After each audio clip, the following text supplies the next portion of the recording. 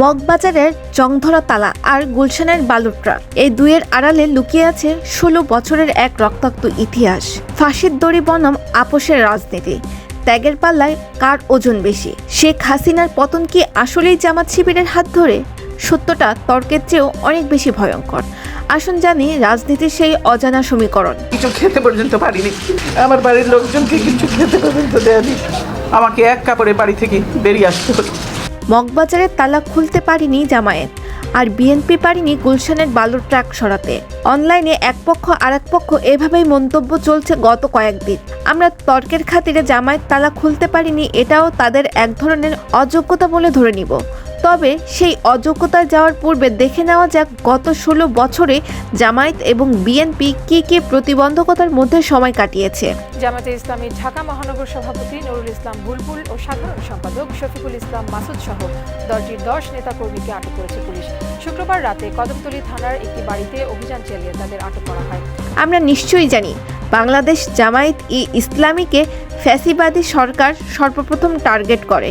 সে টার্গেটের অংশ হিসাবে জামায়াত ইসলামীর শীর্ষ ১১ জন নেতৃবৃন্দকে ফাঁসির রশিতে ঝুলিয়ে এবং জেলখানায় হত্যা করা হয়। জামায়াত ইসলামী ফাঁসির রশিতে ঝুলানোটাকে আলিঙ্গন করেছে, কিন্তু তারা ফ্যাসিবাদী সরকারের কাছে আত্মসমর্পণ করেনি। তাদের শুধু অফিসে তালার জং পড়েনি, বরং প্রত্যেকটি নেতাকর্মীর বাসা বাড়িতে তালার জং পড়েছিল। কারণ জামায়াত ইসলামের হাজার হাজার নেতাকর্মী বাসা বাড়িতে থাকতে পারেনি, থাকতে হয়েছে জেলখানায়। বিশ্ববিদ্যালয়ের পড়ুয়া মেধাবী শিক্ষার্থী শিবির করার অপরাধে গুমের শিকার হয়ে থাকতে হয়েছে। বাংলাদেশের ইতিহাসে রিমান্ডের নামে যে জুলুম অত্যাচার শিকার হয়েছে তার জ্বলন্ত উদাহরণ এখনও আছে। তিনি হচ্ছেন শিবিরের সাবেক সভাপতি মির্জা ফখরুল ইসলাম আলমগীর, এর সাথে জামায়াত ইসলামের প্রতিদ্বন্দ্বী প্রার্থী জনাব দেলোয়ার হোসেন। বাংলাদেশে যত গুম হয়েছে সেই তালিকায় ১ নম্বর অবস্থানে রয়েছে জামাত শিবিরের সমর্থকরা। মীর কাসেম আলী এর সন্তান ব্যারিস্টার আরমান, গোলাম আজমের সন্তান আমান আজমি, এরা তার জ্বলন্ত উদাহরণ। অন্যদিকে ফাঁসির কাষ্ঠ থেকে ফিরে আসা এটিএম আজহারুল ইসলাম কালের সাক্ষী হিসাবে দাঁড়িয়ে আছে। অবাক করার বিষয়, শুধু একটি শব্দ যদি জামায়াত ইসলাম স্বীকার করত তাহলে উপরে উল্লেখিত সকল জুলুম নির্যাতন জামাতকে বহন করা হতো না। শুধু একটি বাক্য, আর সেটি হচ্ছে আমরা বিএনপির সাথে নেই, আমরা আলাদা রাজনীতি করব।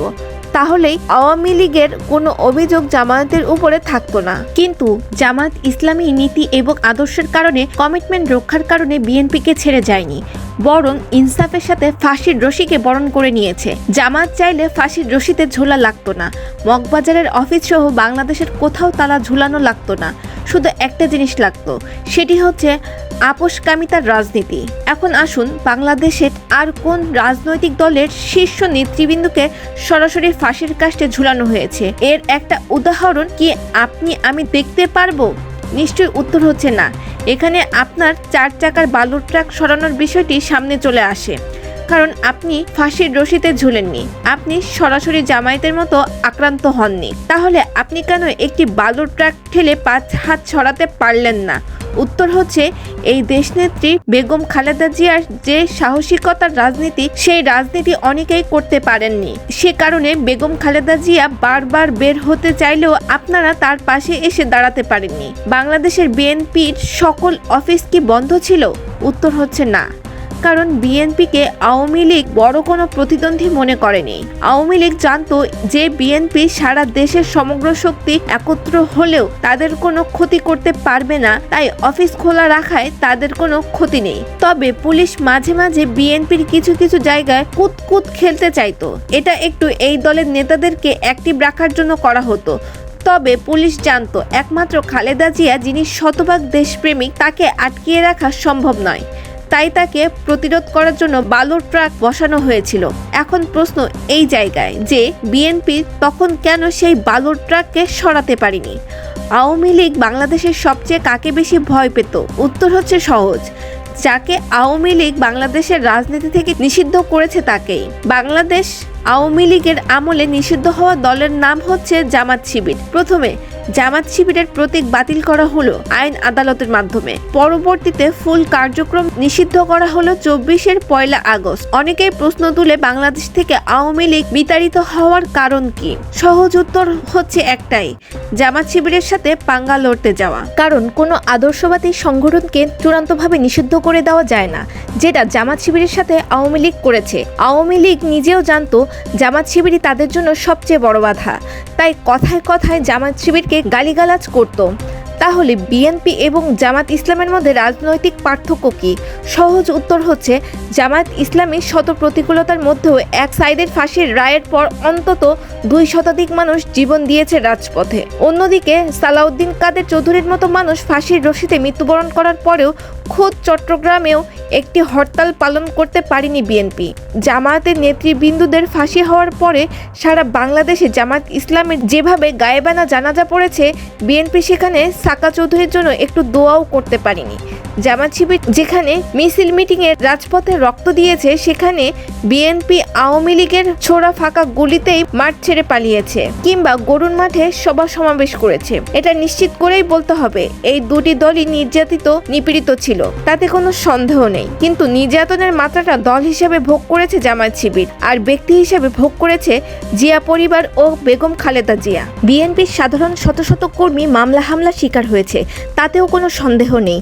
তবে ওজনের দিক থেকে 1 নম্বর ক্ষতিগ্রস্ত দলের তালিকা করলে সেটা অবশ্যই জামাত শিবির, দ্বিতীয় অবস্থানে তালিকা করলে সেটা অবশ্যই বিএনপি। পরিশেষে জামাত কেন এত গুরুত্বপূর্ণ এবং শেখ হাসিনাকে পরিবর্তনের জন্য যে জামায়াত ভূমিকা রেখেছে তার প্রমাণ হচ্ছে স্বয়ং শেখ হাসিনার মন্তব্য, যে আঘাতপ্রাপ্ত হয়েছে তিনিই তো বলবেন কে আঘাত করেছে।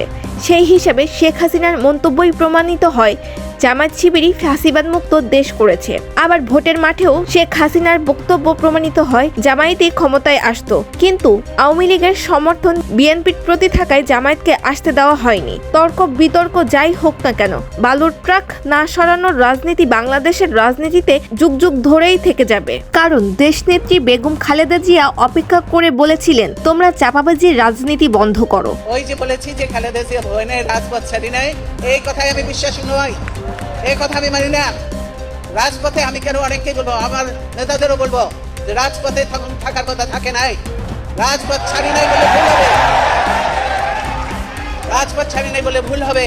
এই স্লোগানগুলি দয়া করে আর দেবে না। ভালো স্লোগান শেখো, ভালো স্লোগান দাও, তাহলে কাজে দেবে। সত্যিকার রাজনীতি করলে কোয়ালিটিপূর্ণ লোক নিয়ে মাঠে থাকো। তিনি অসহায় হয়ে দাঁড়িয়েছিলেন সেই বীর দর্পে, কিন্তু তাকে কেউ মুক্ত করতে পারেনি। তবে সেদিনও একজন ব্যক্তি জীবন দিয়েছিলেন, তিনি শিবিরেরই ছিলেন।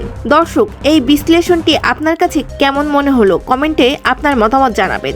নিয়মিত এমন রাজনৈতিক বিশ্লেষণ জানতে এই ভিডিওটি লাইক দিন এবং নতুন হলে সাবস্ক্রাইব করে রাখুন। আল্লাহ হাফেজ। সেই অবস্থা করেছি, সারাদিন আমি মানুষটা কিছু খেতে পর্যন্ত পারিনি, আমার বাড়ির লোকজনকে কিছু খেতে পর্যন্ত দেয়নি।